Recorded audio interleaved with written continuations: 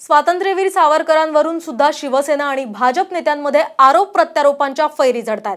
सावरकरांचा अपमान काँग्रेस नेत्यांकडून केला जातो। या काँग्रेस नेत्यांवर शिवसेना नेते टीका का करत नाहीत असा सवाल भाजप आमदार राम कदम यांनी केला। तर स्वातंत्र्यवीर सावरकरांचं हिंदुत्व हे नेहमीच मार्गदर्शक राहिल्याचं शिवसेना नेते संजय राऊतांनी म्हटलंय। सावरकरांना भारतरत्न द्यावं अशी मागणी ही शिवसेनेनं केली आहे। सावरकरांना भारतरत्न का दिला जात नाही असा सवालही राऊतांनी विचारलाय।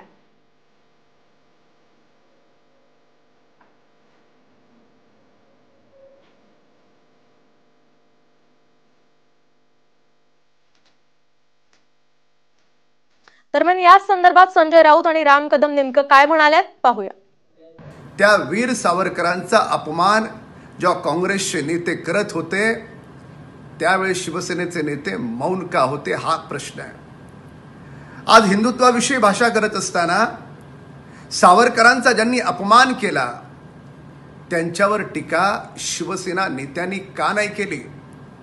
का सिंहासनासाठी सर्व काही मौन? याचं उत्तर शिवसेनेला द्यावं लागेल। सावरकरांविषयी शिवसेनेला असलेला आदर हा कधीही कमी झाला नाही, कधीही बदलला नाही।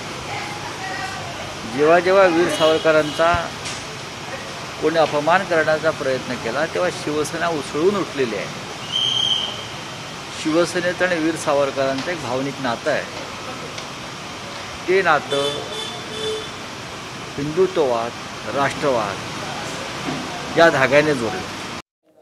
आणि यानंतर आता बातमी मराठा आरक्षणासंदर्भातली। मराठा क्रांती मोर्चातर्फे मुंबईत आक्रोश आंदोलन केलं जात आहे। मुंबईतल्या वांद्रे इथल्या जिल्हाधिकारी कार्यालयाजवळ हे आक्रोश आंदोलन करण्यात येत आहे। या आंदोलनात छत्रपती संभाजी राजे सुद्धा उपस्थित आहेत। मराठा समाजाला आरक्षणाचा प्रश्न हा तातडीनं सोडवावा अशी मागणी या आंदोलनकर्त्यांनी केली आहे। आरक्षणाला स्थगिती न्यायालयानं दिली आहे, पण यामुळे प्रवेश प्रक्रिया थांबवण्यात आल्या आहेत। सरकारनं त्यांना कोट्यानुसार आरक्षणानुसार प्रवेश देऊन टाकावा आणि आमचा अंत पाहू नये असं मराठा मोर्चाच्या समन्वयकांनी म्हटलंय।